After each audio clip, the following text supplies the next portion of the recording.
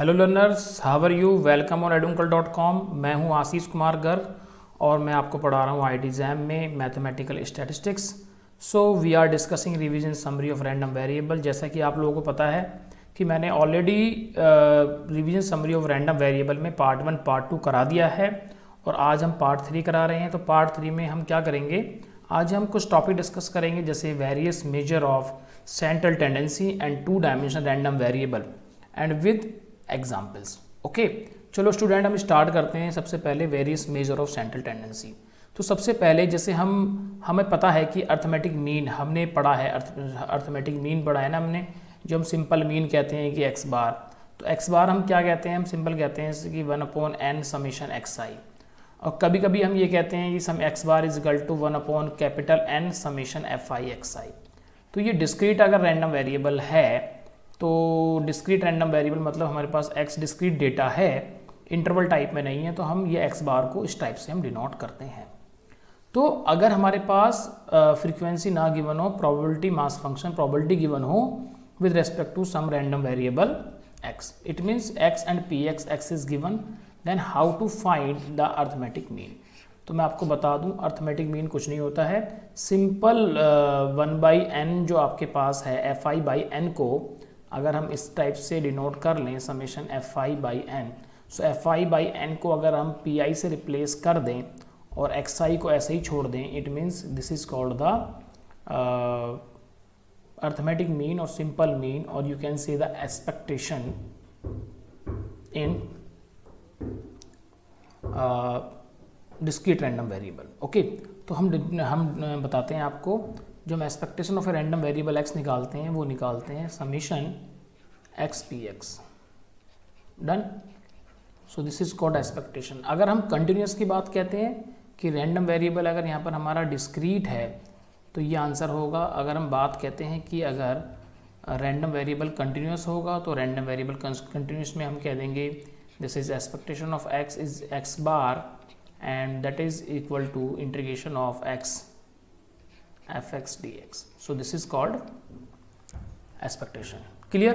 और जो लिमिट लगेगी, limit is depend on the like in which interval you are defining the probability density function.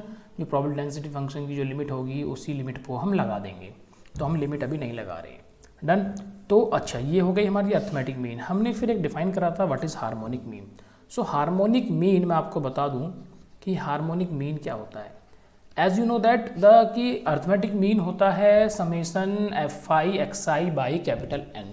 सो जो arithmetic mean था अगर हम उसमें 1/x कर लेते थे, 1/x का जो अर्थमेटिक मीन था वो उसका जो मीन था वो हार्मोनिक मीन आता था 1/h। सो हम वी कैन से कि जो 1/x है ना, अगर इसकी एक्सपेक्टेशन निकालेंगे, 1/x की एक्सपेक्टेशन निकालेंगे, then you will get fx dx, this is called the 1/h where h is called the harmonic mean। तो ये बात आपको क्लियर होगी हार्मोनिक मीन कैसे निकालते हैं। या फिर अगर आप उससे निकालेंगे डिस्क्रीट रैंडम वेरिएबल के लिए तो आप सिंपल कह सकते हैं 1/xi and this is px xi, this is called I. जो भी आप लगाओगे आई की वैल्यू जहाँ से यहाँ तक आप वेरी करोगे तो आपको मिल जाएगा harmonic mean। in the same way if you want to find the geometric mean, तो स्टूडेंट ज्योमेट्रिक मीन कैसे निकाले थे हमने। ज्योमेट्रिक मीन आपको याद होगा कि जो ज्योमेट्रिक मीन था तो उसमें हमने लॉग निकाला था, लॉग जी। तो लॉग जी क्या था, लॉग जी निकाला था दैट इज लॉग एक्स, याद है, लॉग एक्स आई का arithmetic mean, arithmetic mean of log x i. तो आपने कुछ ऐसा ही नहीं करा था f i summation this one i is equal to 1 to n।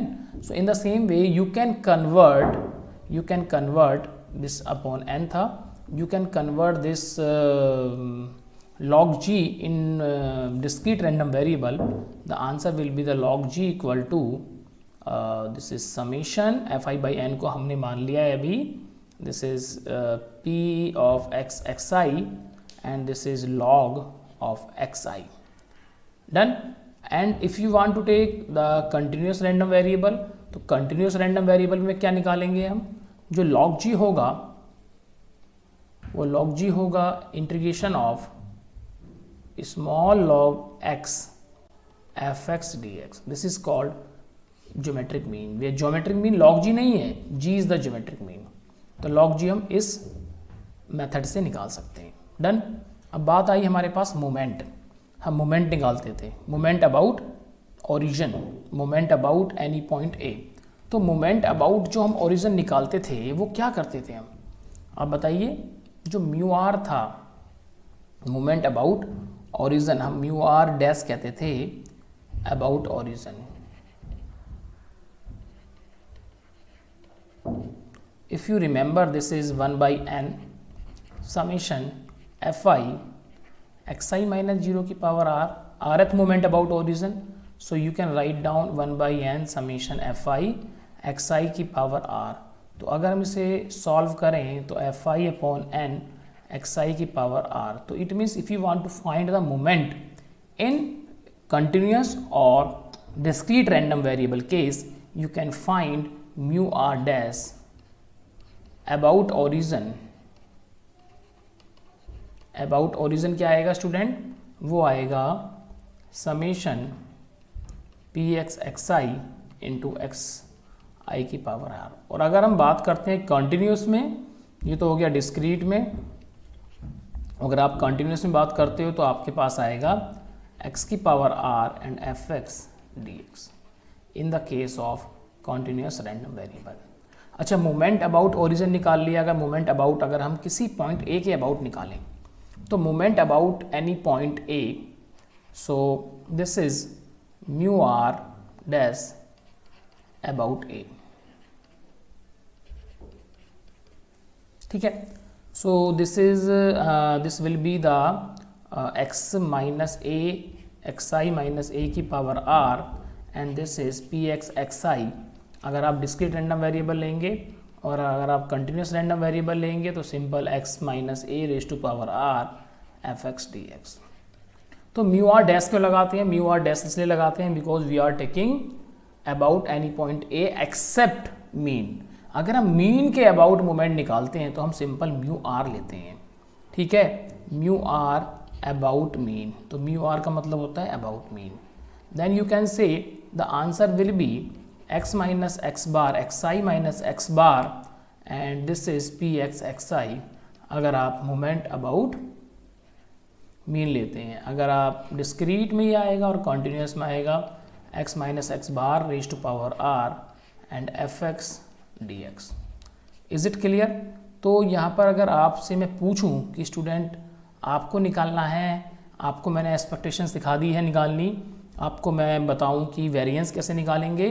तो वेरिएंस आपको याद होगा कि वेरिएंस कैसे निकालते थे. वेरिएंस अगर हम बात करें mu two is the second order moment about mean. क्या था आपको याद होगा, this is summation x i minus x bar का स्क्वायर एंड दिस इज आप निकालते थे तो हम बताएंगे P of x I of x. तो हम इसे इस टाइप से भी लिखते थे कि summation p x x i into x square into, आपको याद है, into x square minus p x of x i into x i का होल स्क्वायर. मतलब कुछ ऐसी हमारी थ्योरी थी कि variance of x is nothing but expectation of x minus x bar का square, that is expectation of x square minus expectation of x का whole square. So this is expectation of x square and expectation of x का whole square. Is it clear? So you can write down this way and when you want to take the continuous random variable, this will be, so mu2 को हम कहते हैं variance. तो variance of x is nothing but x square fx dx minus integration of x fx dx का whole square. तो आप continuous और discrete के केस में जो भी मेजर ऑफ डिस्पर्सन था वो सब कुछ निकाल सकते हैं. तो मीन निकाल लिया आपने, और आपसे मैं पूछूं अगर मीडियन की बात करूं, what is median? So median is a point which divide the distribution into two equal part. तो distribution into two equal part हम बात करें तो वो कहता है कि जो कुमुलेटिव फ्रीक्वेंसी है लेफ्ट हैंड साइड में और राइट हैंड साइड में, उस पॉइंट पर कुमुलेटिव फ्रीक्वेंसी हाफ होनी चाहिए। So we can say let m is a median, let m be a median point. m अगर मीडियन पॉइंट होगा देन क्या होगा, हम कह सकते हैं कि इंटीग्रेशन ऑफ माइनस इनफाइनाइट से m, अगर हम डिस्ट्रीब्यूशन की बात करें f x d x is equal to m to infinite f x d x. हम इनफाइनाइट इसलिए ले रहे हैं बिकॉज हम lower bound of x we are treating as minus infinite and upper bound of x is plus infinite. But अगर question में अगर f(x) की लिमिट अगर 0 to 1 है, कुछ भी है, तो we will take accordingly. Is it clear?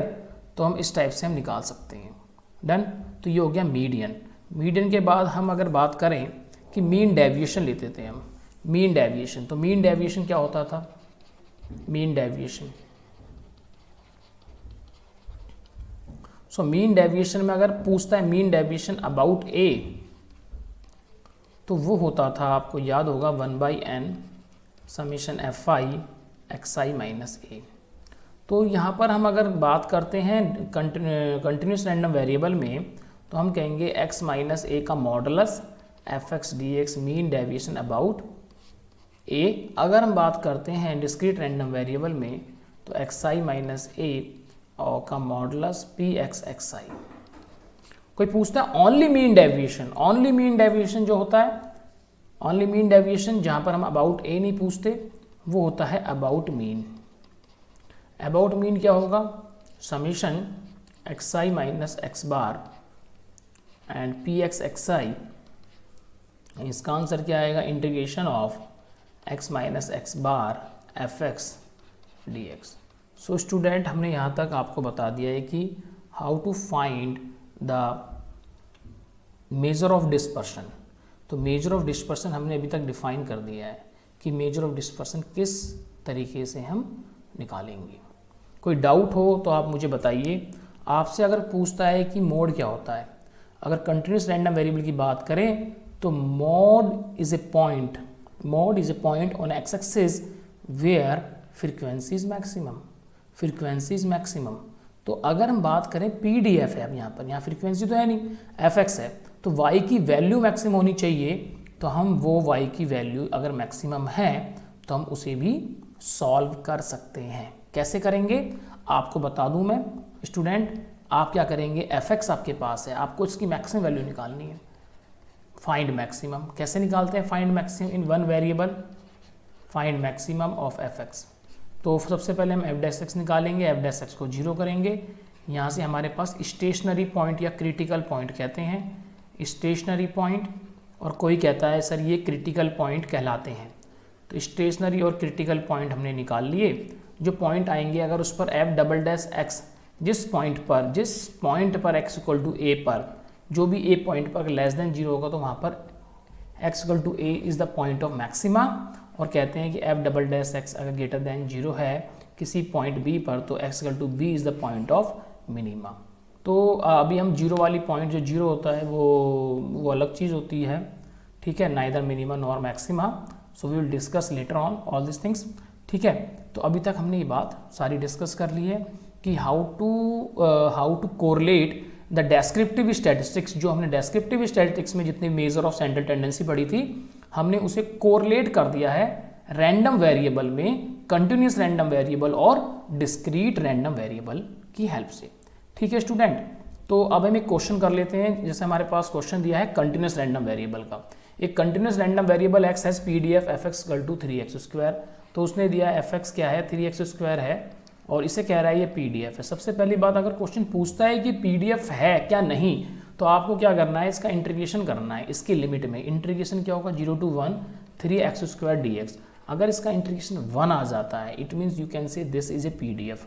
And अच्छा, इस खाली इंटीग्रेशन 1 आने से बात नहीं होती है। इंटीग्रेशन 1 आने के साथ साथ आपके पास जितनी भी एफ एक्स की वैल्यू हो सब पॉजिटिव होनी चाहिए, नेगेटिव नहीं होनी चाहिए for a given interval x. तो हम इसका इंटीग्रेशन करते हैं, इंटीग्रेशन आता है x cube and x cube 0 to 1 that is 1 minus 0 this is 1। So हम कह सकते हैं दिस इज ए PDF। अब क्वेश्चन वो ये पूछ रहा है कि फाइंड ए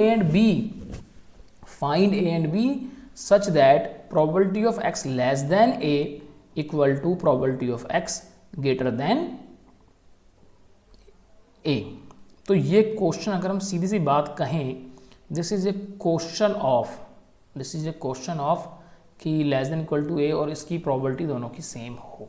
कुछ ये आप मेरे से पूछो तो मैं तो ये कह सकता हूँ क्या ये कुछ पॉइंट मैक्सिमा मिनिमा वाला कुछ मोड वाला कंसेप्ट नहीं लग रहा है कि मोड वाला कंसेप्ट हमें कुछ लग रहा है ना? यस और नो बताइए।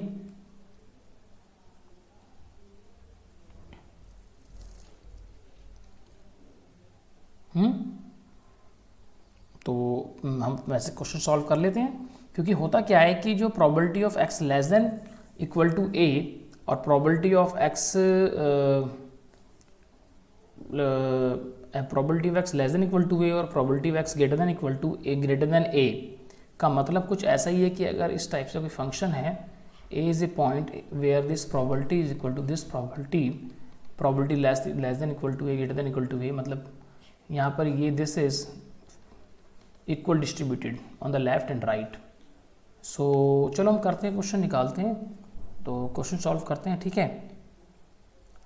है तो हम इसका probability of x less than a क्या होता है? Probability of x less than a होता है जी माइनस इनफाइनाइट से a fx dx, but minus infinite तो है नहीं हमारे पास, तो आंसर 0 से है, तो 0 से 1 है, तो हम ये कह सकते हैं 0 से a fx dx। ठीक है, ऐसे अगर कोई पूछे probability of x is greater than a, तो a से ज़्यादा मतलब a से infinite fx dx, but this is defined as a से इनफाइनाइट नहीं, a से 1 तक ही डिफाइन होगा, उसके बाद तो fx 0 है।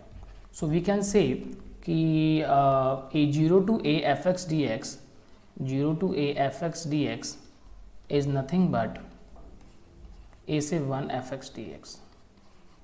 तो fx क्या है? 3x square, so 3x square dx is equal to a से 1 3x स्क्वायर dx। तो 3 से 3 कट जाएगा, यहाँ तक तो कोई किसी को डाउट होगा नहीं।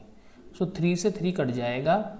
अब आप मुझे एक चीज़ बताइए कि when you integrate this one, so what you will get x cube by 3 और 3 यहाँ से कैंसिल होगा, x cube 0 से a and you can write down here this is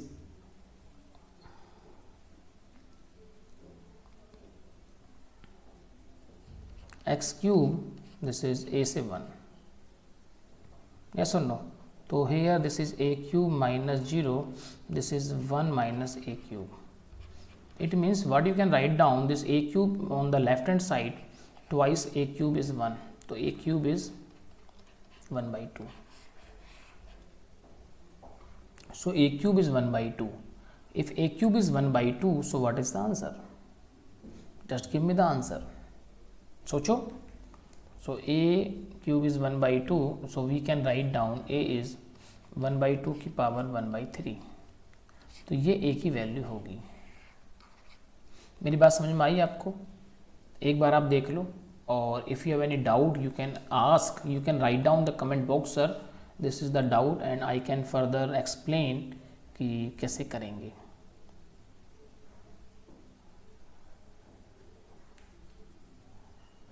चलो अच्छा, अब हम एक बात करते हैं कि क्वेश्चन नंबर हमारे पास सेकंड भी दिया है। सेकंड क्वेश्चन क्या दिया है इसमें?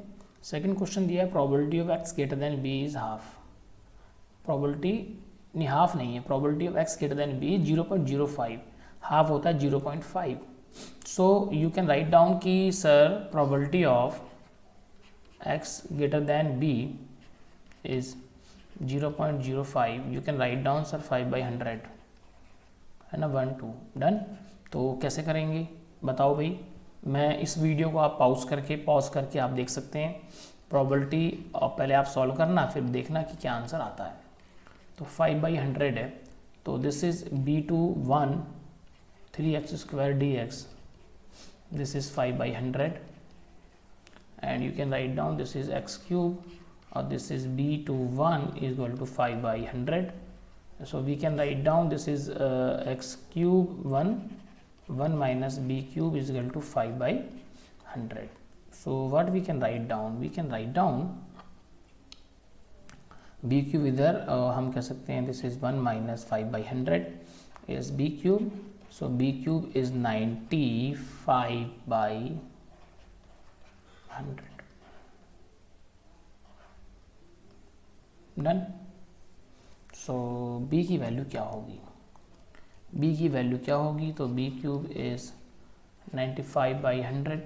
We can write down this is 19, this is 520. So b is 19/20 raised to power 1/3. So this kind of question can be asked in the exam. So be prepared for this kind of question कि भाई ये question कैसे हम solve करेंगे. Student बताओ ये बात समझ में आ गई आपको कि how to solve this kind of problem, yes और नो.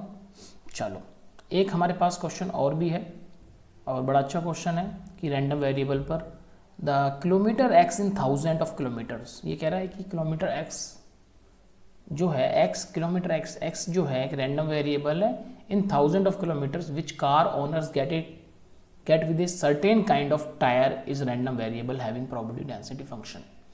तो वो ये कह रहा है कि एक्स जो है एक रैंडम वेरिएबल है, ठीक है, और वो कार ओनर के पास सर्टेन काइंड ऑफ टायर के बारे में बता रहा है कि उसकी प्रोबेबिलिटी डेंसिटी फंक्शन क्या है, ठीक है. और वो कह रहा है कि प्रोबेबिलिटी डेंसिटी फंक्शन क्या है और ये पूछ रहा है कि find the probability that one of this tyre will last at most 10,000 kilometre. मतलब क्वेश्चन सिंपल पूछा है कि probability density function F x is 1/20 e की power minus x/20 when x is greater than 0 and 0 otherwise. तो मुझे एक चीज़ बताइए कि जैसे जैसे x इंक्रीज होगा मतलब जितने किलोमीटर टायर चलेंगे उतने टायर की लाइफ कम होती चली जाएगी ना. तो ये बता रहा है, ये एक तरीके से एक्सपोनेंशियल के टाइप में दे रहा है e की पावर माइनस x. तो टायर की लाइफ कम होती चली जाएगी. तो मतलब कुछ ऐसा नहीं है कि टायर, अगर हम बात करें x इक्वल टू 0 की बात करें, x इक्वल टू 0 तो e की पावर 0 इज़ 1/20. तो 1/20 अगर x की पावर 0 की बात करें, कुछ ऐसा डाउन होगा ये कर्व, है ना. तो यहाँ पर y है, यहाँ पर x है, तो लाइफ कम होती चली जाएगी. वो कह रहा है कि टायर कब बस्ट हो जाएगा, टायर बस्ट कब हो जाएगा, टायर बस्ट या ख़त्म हो जाएगा, उसकी लाइफ प्रोबेबिलिटी बताओ. ये 10,000 किलोमीटर एट मोस्ट 10,000 किलोमीटर चल पाएंगे ज़्यादा से ज़्यादा. चलो भाई बताते हैं. तो जैसे ये गिवन है, अगर हम देखें probability of x random variable greater than 10,000, पर हम 10,000 ना लेके 10 लेंगे, एट मोस्ट 10, ज़्यादा से ज़्यादा 10 चले, ग्रेटर देन इक्वल टू 10. क्यों? क्योंकि x जो है वो ऑटोमेटिकली 1000 है. अगर हम ग्रेटर देन इक्वल टू 10 लेंगे इट मीन्स 10,000 होगा. तो ये आंसर क्या होगा आपको पता है, 10 to infinite. यस और नो, इज इट क्लियर? गलत है, सही है? गलत है. क्यों? ये हमने कहा है कि 10,000 किलोमीटर से ज़्यादा चलेंगे उसकी लाइफ. नहीं बेटा, ये क्वेश्चन मैं जानबूझ के इस टाइप से लिख रहा हूँ जिससे आपको समझ में आए कि ज़्यादा है क्या होता है और कम क्या होता है.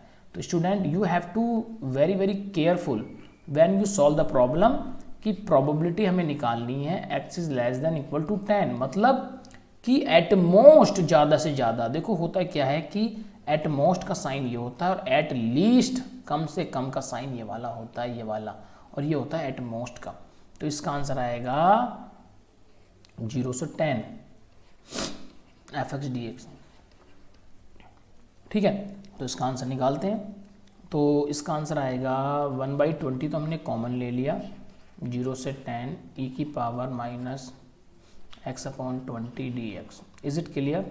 तो e की पावर माइनस x का इंटीग्रेशन क्या होता है, e की पावर x माइनस x का होता है e की पावर x, और जो ये बनता है इसका आएगा -1/20 से डिवाइड कर देंगे. यस और नो? तो दिस इज 1/20 और और जो 1/-20 आ रहा है ये 20/-1, यस और नो, e की power -x/20 and that is 0 to 10। Is it clear? मेरे हिसाब से तो ये बात बिल्कुल क्लियर होनी चाहिए आपको।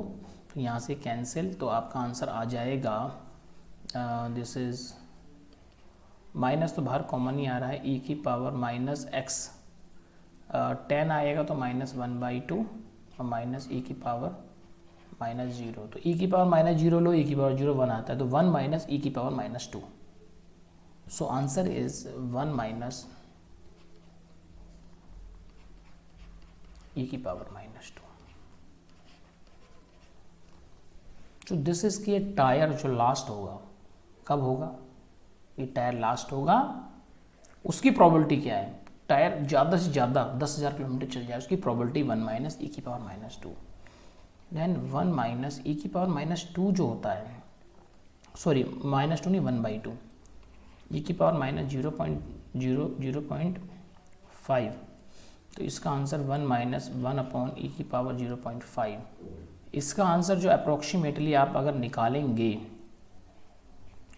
This answer is 0.3935। अगर टायर की वो जो रैंडम वेरिएबल दिया है ना, टायर पर 1000 किलोमीटर के हिसाब से जो प्रोबेबिलिटी दी है टायर के लिए, तो उसके हिसाब से अगर हम निकालेंगे, टायर जो 10,000 किलोमीटर चल जाए मैक्सिमम, है ना, एट मोस्ट, उसमें प्रोबेबिलिटी 0.3935 है।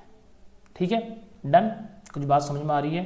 तो स्टूडेंट, अभी जो मैंने अभी टॉपिक बोला था, इस टॉपिक को, जो टॉपिक है 2 डायमेंशन रैंडम वेरिएबल, इसे अभी हम नेक्स्ट पार्ट में डिस्कस करेंगे। ठीक है, तो thank you very much for watching this video. Have a nice day.